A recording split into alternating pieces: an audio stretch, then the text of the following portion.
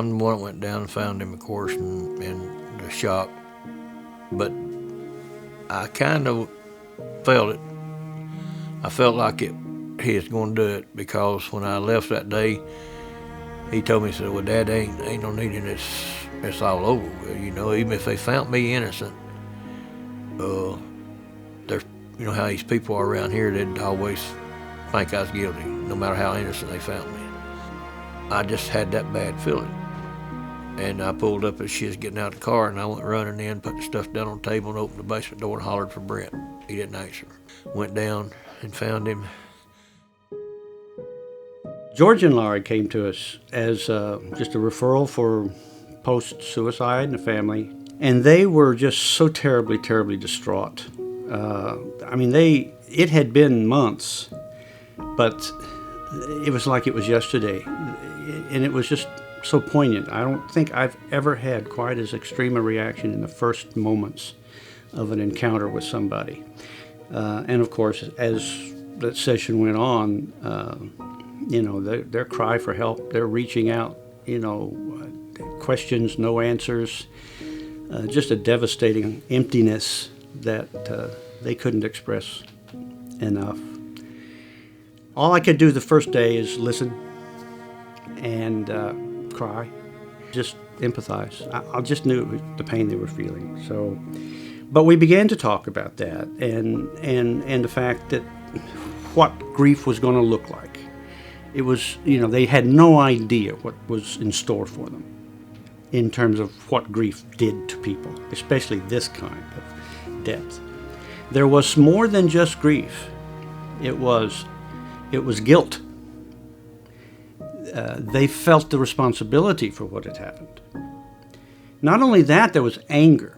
There was injustice in this. Their son Brent had been exposed to a public disgrace that was unfounded, and proven so, ultimately. I was angry then because what had happened. I was so angry that,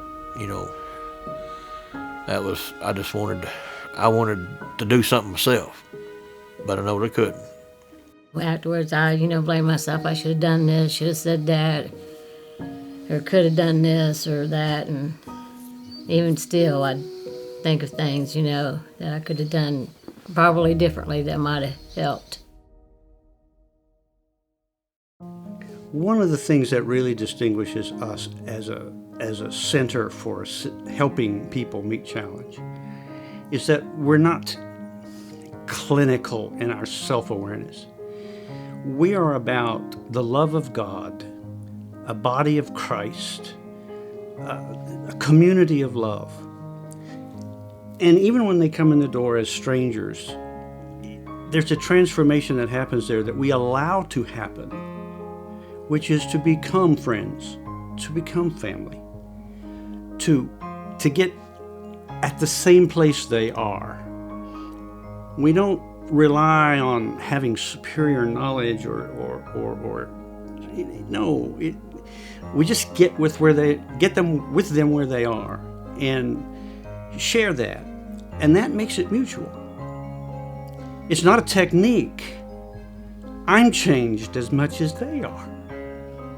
They make us feel real comfortable here about being here and sharing our story and how we feel, and helps release some of the pain. Yes. And they seem to feel the pain the words can't explain how good that this place has been to us. As strangers, when we come in, we're family now to the day. They are recovering as much as one can recover from something as tragic as this, and yet they are still giving the love of God. They are still looking to the needs of others. They are still pouring themselves out in a way that brings tears to me. I am so grateful that I got that call. I would have probably died a long time ago if it hadn't been for the weekly visit with you, the help that y'all have given us. Y'all don't realize it, but the Joy House has saved my life.